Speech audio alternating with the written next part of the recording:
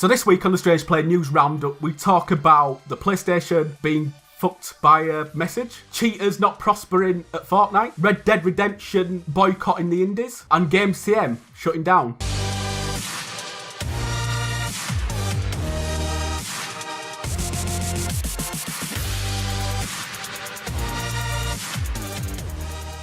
Hello and welcome to the Strange Play News Recap for, let's say Monday the 22nd of October. So this news is going out a little bit later than usual. Basically, I have been working pre-production on a charity stream for the last week. I'm also working this weekend, so I don't have time, as much as it breaks my heart, to edit and get this video out, but I'm going to be doing it all day Monday, so hopefully on Monday is when you'll be listening to it, and if not Monday, definitely Tuesday. So for those of you who are new here, what we do on this show is each and every Sunday, usually, we go over 3 or 4 of the biggest gaming news stories of the past 7 days, give you the facts, and then share our opinions. And as you can probably tell from that introduction, I'm absolutely shattered. So I am handing the reins to Simon for this one. Yeah, by the way, he's Rik, I'm Simon. Oh yeah, I forgot to introduce myself. Yeah, it don't matter, we've passed it. Yeah. Okay, so this first story's been taken from Kotaku and Eurogamer. We are well professional right now, aren't we? Yeah. I'm asleep at the wheel. Carry on. Okay, so, this last week, PlayStation 4 users were getting messages that were causing their consoles to flip out and crash repeatedly. The message, which could be sent not only as a normal message, but also attached to friend requests and party invites, as well as game invites, would also brick the console. The issue stems from a special character which the PlayStation 4 cannot display, causing issues that inconvenience players by making them delete the offending message and then start their consoles in safe mode before rebuilding the operating system's database. PlayStation Network users, upon hearing the news of the killer message, took preventive measures by setting their message options to friends only or by blocking messages completely. Despite user frustration, Sony was slow to react to the issue that was crippling their machines, taking over a day to even acknowledge what was going on with the message exploit. They did say it was safe for people to use their consoles. However, on Wednesday, a system update was pushed, which presumably buried the problem, hopefully for good. Now, it's worth just mentioning the bit where you said that they had to delete the message. A lot of people weren't able to actually access the message on their PlayStation. You had to do it through the app. Or they had to do it through the browser, which just fucking sucks. It's not a surprise, to be honest, that someone who found this took advantage of it, because people are dickheads. Yeah, I watch a lot of Rainbow Six Siege and stuff on Twitch, and there were stories of, oh yeah, did you hear so-and-so? Yeah, we were playing a ranked match, and suddenly he got a message and it just disconnected him, bricks his console. I actually have first-hand experience of this. Someone sent me a message before all this kicked off, and I were like, you know me, I set my PC... well, it's on all the time, so I'm backwards and forwards on it. And I'm looking at my message, and I'm like, what the fucking hell is this? I've got a friend request. And I looked at the message, and I was like, that message don't make any sense. Who the fuck is this? And just deleted it. Yeah. If I'd have gone onto my console to play a game, that would have fucked my console, I think. Yeah. So I had a close call, but I didn't really know what it were at the time. So, close shave for me. I don't know if anyone else that I know ended up getting anything like that. No, this is going to be weird, but like in Sony's defense, taking a day to respond to it is kind of normal, because they were trying to figure out what the issue is, and the fact that a fix for it's out already means that as soon as it happened, they jumped on it, and that's good.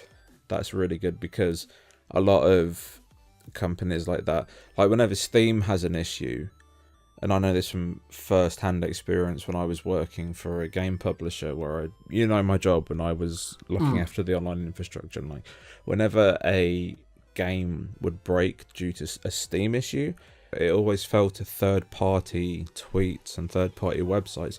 Like, we were using third-party Twitter accounts and third-party websites in order to inform the technicians as to what was going on with Steam, because Valve were fucking useless.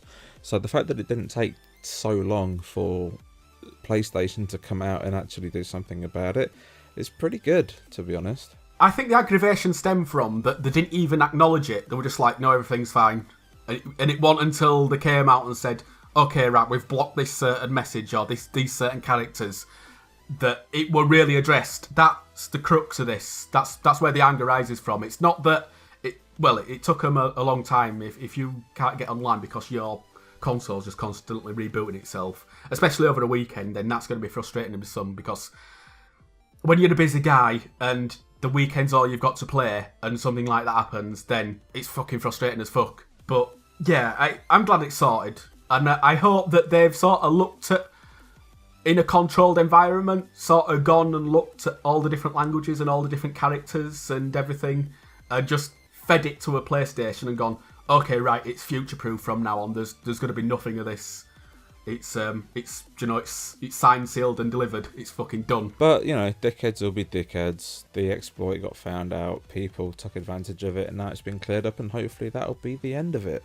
So, what's next? This next story comes from Eurogamer. Okay, so cheaters never prosper, especially when they try to peddle their wares on YouTube under the watchful eye of the game in question's owners, which in this case is Fortnite. Epic Games has already carried out ban waves where it removes the less than desirable players from the user space, but it's stepping up its game when it comes to Brandon Lucas and Colton Conter, who are both being sued for copyright infringement and breach of contract. Brandon and Colton, also known as Golden Mods, an eccentric, joke that the software they injected into the Fortnite game gave them magic powers, allowing them to troll other players and win the game. The videos they uploaded selling this software to help people cheat their way to victory royales could cost as much as 227 quid. The hacks have currently been removed from sale, as well as a lot of the YouTube videos advertising those wares, although if you go to his Twitch channel, you can still see the sales pitch that he used. The lawsuit is a landmark for Epic Games because it's the first time they've taken on prominent YouTubers. Lucas's channel has 1.7 million subscribers. The videos uploaded ranging from anywhere between 700,000 to 4 million views. I wish we had his numbers. Yeah, well, maybe we should start cheating at Fortnite. Just fuck it, why not? What's the worst that can happen? Oh, a lawsuit. Another one. That's a lie, we've never been sued, but it's only a matter of time. Lucas said the lawsuit was going to happen as Epic Games. Copyright struck his channel multiple times. Despite being in the wrong, Lucas claims he's been discriminated against by Epic, saying that there are a lot of channels that are also promoting the same thing as he is. He protests, "I'm just a kid that's making YouTube videos and a lot of people are enjoying this." The lady doth protest too much. Lucas doesn't think he's doing anything wrong in his actions. He's also right when he says there's other channels on YouTube pushing similar hacks and cheats. Twitter is also awash with accounts pushing people that want an easier life after jumping out the flying bus to websites that will offer them just that, all for a small price of course. If the courts have any sense, Lucas and Conter will be made examples of. Not really for the benefit of Epic, although it will benefit them, but more for the hundreds of thousands of people that play at Fortnite and want to have their games free of cheaters. So, go on, pull the trigger. What do you think? I think this is fucking hilarious, to be honest. I think maybe your lawsuit's a little bit too harsh, but it is 100% setting an example, and it's gonna make a lot of people shit themselves. It's nice to see that a developer is taking hardcore precautions against cheaters, but I do think a lawsuit's a little bit too much. But I can kind of see where Epic are coming from, because if they're selling their cheats and their hacks for like 227 quid, they're getting 700 to a million plus views per video. A percentage of that is going to be paying these guys.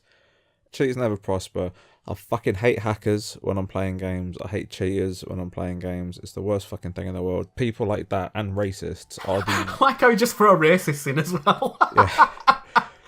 Are the reason that I predominantly play single player games. So yeah, he isn't the only kid who is got a site like this.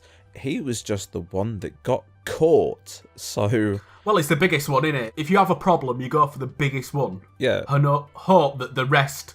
It's the biggest bully, isn't it? You go and punch the biggest bully on the nose. Hopefully the other ones fuck off. Well, a good example of this is what happened with Nintendo and the emulation sites. Because so many emulation sites closed down themselves because they didn't want to get fucked by Nintendo. This is the same kind of thing. It's like, yeah, he's the big gun. We know what he's doing. We're going to have him. And a lot of the smaller people are going to go, oh, I'm not going to do this anymore. And the problem's going to reduce. It's not going to go away, but it's going to reduce. So, you know what? Fuck it. I've got no sympathy for him because I can hate cheaters. I hate people who profit from breaking games. Yeah, we're just going to comment on that he's profiting off Fortnite by breaking it. Yeah. And not just breaking it, by fucking ruining it for other people that are playing. I hate cheaters. I'm a bad loser as it is anyway, but if I catch someone cheating, that really fucking breaks my spirit. Because it's like, what the fuck am I doing playing this game if it's just full of cheaters? Alright, fuck them. What have we got next? Alright, I've got to say, I was hoping that we could reduce swearing in our videos because I'm really hoping to get a video editor role. But today, it's not happening, is it? No, is it This is a video that I'm not going to be sending to any prospective employers because fuck cheaters. What's next? The next story's been taken from Kotaku. It might be this year's most anticipated title, but some independent stores won't be getting Red Dead Redemption 2 until a week after it's launched. It leaves those that like to support the indie with a conundrum. Do they wait a week and support their store, or do they download directly from their preferred digital storefront or buy from a big retailer? Guy Guns at Independent Game Shop and was quoted as saying, "I'm telling you, gamers don't like to wait. We have a very loyal customer base per se, but I don't think I'd want to wait for a week. It's ridiculous. They're going to download it or go elsewhere and buy it at a big box retailer." Between gigs, 4 stores, he predicts his customers would have purchased more than 1,000 copies. That's potentially $60,000 in lost sales. There are some theories that there's a problem with supply, with 2 distributors saying this is the reason to Kotaku. However, some store owners are dubious about those claims, saying that Rockstar are shutting out the indies because they fear they'll break the street date, and with the big suppliers, they won't have to worry about that. It's a particular shitty situation to be in. The video game selling market is already dog-eat-dog as it is, but not supplying those whose livelihoods depend on it seems to be a low blow that is going to cost those independent retailers dearly. That's a fucking big amount of sales to lose. Yeah, that's from any game, not just Geigs $60,000 one. Even if you only get 10 copies, that's $600. This is a weird one because that's a lot of money to lose. It is if you're independent, and that's going to hurt a lot of people. But part of me, I can kind of see where Rockstar are coming from in the worrying about breaking the street date, because I used to get my games from an independent game seller, and they would break the street date of games by a couple of days. But that game store, when I visited home a couple of weeks ago, is now closed. And it's probably because of things like this, because people aren't going to sell them or let them sell things. And brick and mortar stores are on the way out anyway, and stores like Game and bigger retailers not doing great, but doing a lot better than independents. It's now a lot harder to be an independent game seller than it was 10 years ago, because you have to price match, or you have to undercut people, or you have to undercut bigger stores, and that's not possible anymore because you need to make more money to stay open. Prices of renting buildings and stuff has gone up. It's a lot harder and a lot more expensive to be an independent game retailer, and something like this, like $60,000, could keep you open for a couple of months. It could. Like I said, I can see why Rockstar are thinking that way, but I don't think they realise how many people they're fucking over. Yeah, I mean, you sort of say they broke the street date, but you look at it, Joe, the thing that Rockstar are wanting to do is they're wanting to avoid the street date being broken and stuff getting uploaded to YouTube, so people are having it spoilt for them before they can experience it themselves. But the people that are using indies are now on the shoes on the other foot, because if they want to buy from these indies, they're going to be a week behind. Yeah. So it's going to be really fucking hard for them to not have the game spoiled. I don't think it's that hard to not get games spoiled, because I've managed to do it several times myself. I'm like years behind on some games, and I managed to do it. So, I mean, someone should be able to do it for a week if they just go totally dark. I'm with you. Not even going dark. Like, I've had games ruined for me that I haven't played yet, that I haven't played for so long that I can't remember what was ruined for me. Yeah, I've had that happen to me too. But I mean, this is just a week. If they're going to play it, it's going to be hot on their mind, innit? If you're really looking forward to something. Yeah. If I said to you, in the next Star Wars film, R2-D2 dies, and that's it. Why would you say that? Oh my god, if that does actually happen, don't fucking at me, because it's not my fault. I'm just hypothesising here. I'm glad that you brought that up, though, because you know what a massive Star Wars fan I am? I stayed the fuck away from the marketing campaign for The Last Jedi. I didn't watch any trailers. Even when I was at the cinema, I'd make sure that I sat on the end of the row, so when something that even vaguely looked like a Star Wars trailer came on, I'd go to the toilet. Wow, that's dedication. I stopped watching a lot of my YouTube shows that were dedicated to Star Wars or would talk about Star Wars. If I was watching Collider Movie Talk and they had a Star Wars story, I'd turn it off. And I did this for a year. Fucking hell. You can last a fucking week. Yeah. If you really want to not have that game spoilt for you, you can last a fucking week. But yeah, shitty for the independents, but big business, I guess. And they're completely right. Their customers are just going to go and buy them from other places. Yeah. I can't imagine a game of that magnitude people wanting to wait, because biggest game of this year, supposedly. What's next? Okay, so this one might not be as big hitting to many of you, but there's a reason that this story's here. This story's been taken from GameIndustry.biz, and I'm taking it exactly as it is from the website. Video games media specialist Future will close 2 of its multi-format magazines. Gamestm and Gamesmaster are producing their final issues. Staff who worked on these publications are being redeployed within the company. Gamesmaster has been running for 25 years and says it's the UK's biggest multi-format magazine. Gamestm is also a multi-format product and has been running since 2002. It was originally owned by Imagine Publishing, but the entire Imagine portfolio was acquired by Future in 2016. Despite the company's strong performance overall, unfortunately, GameStm and Gamesmaster are no longer profitable parts of the business, which means that their next issues, on sale on November 1st, will be the final editions, Future said in a statement. The decision was an extremely difficult one, but everyone here is enormously proud of what the magazines have achieved in their lifetimes. An incredible 25 years in Gamesmaster's case, and we are currently redeploying affected staff within the company. Future still operates the popular multi-format consumer magazine Edge, as well as the official Xbox and PlayStation publications, PC Gamer, Retro Game, and MCV, plus a number of websites including Games Radar. I'd like to add from Imagine's forum admin on their forum, they said, "We're hoping to have some information for you soon. It is likely that the website and forum will be closed along with the magazine, but the timeline for that is still to be confirmed. As soon as we know more, we will let you know." So, yeah, the whole lot's getting shuttered. This is heartbreaking for both of us. So, we've mentioned a few times that Simon and I have been friends for over 10 years now. We've been friends for a very long time, almost a third of our lives. And the reason that we met is because of Gamestm.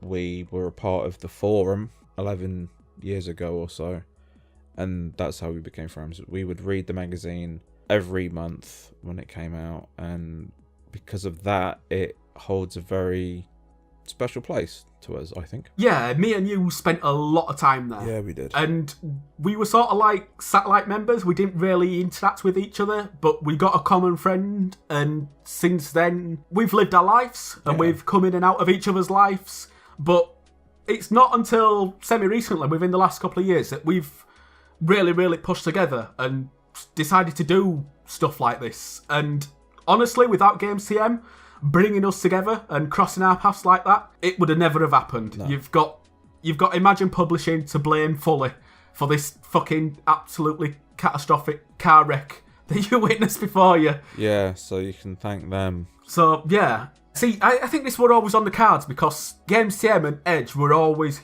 huge competitors. And although Edge was a drier magazine, Gamestm was sort of the chirpier one. Yeah. It had a bit more character and flavour. And it wasn't as, I don't want to say up its own ass, but it wasn't as up its own ass as Edge was. The way that they would write their articles and get their stuff across reminds me of what NoClip is doing now on YouTube. Yeah, in the heyday. Positivity and the in this heyday. Yeah, in the heyday, JD and Ash and co. That to me is, on paper, back then, is what NoClip is doing now. That style, that really kind of positive but informative. Yeah, and it's engrossed in its its hobby. There's a lot of love in it, and there's a lot of passion, and you could feel it. Whereas it wasn't as pretentious. That's the word I were looking for. It wasn't as pretentious. And I fucking love Edge. Like, I used to read that all the time. I get them both because they were a week or two apart. Yeah. So they'd just bridge each other's gap for me, and I do feel a kind of guilt or like partial responsibility because I haven't read a print publication for a very long time because of the way that media shifted. Everything's online now.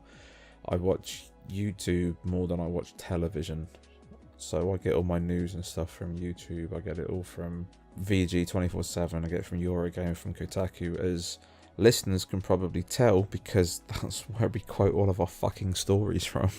Damn straight. And yeah, it's the way it shifted. I do think that if they would have shifted away from print and focused more on digital, I know they had a digital leg, but it wasn't as prominent. And if they would have focused on that to me is like a failing on Future's side of, ironically, not being able to see the future of publishing.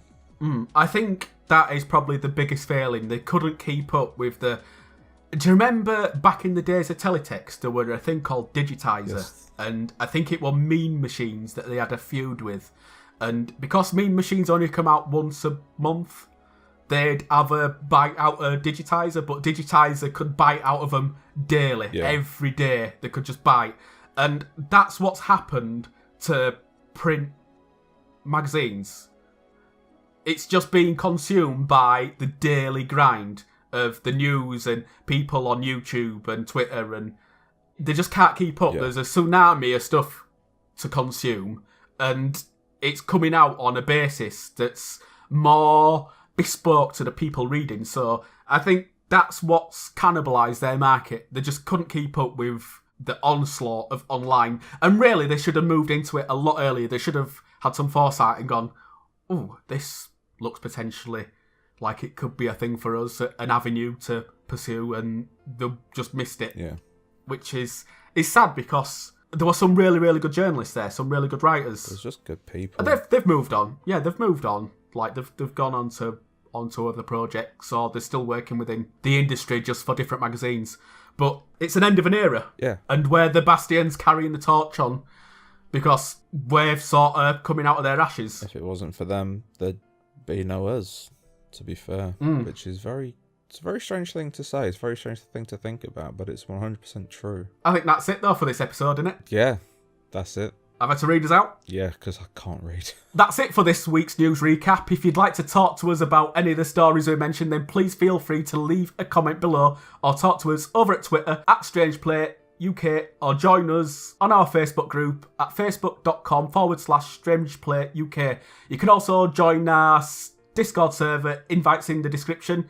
Also, if you like this video, or you like what we do on the channel, feel free to like this video, subscribe to our channel, share the video with your friends. It helps us grow as a channel, and we really appreciate it. But until next week, thank you very much for watching, and we'll see you next time. I'm stealing your catchphrase.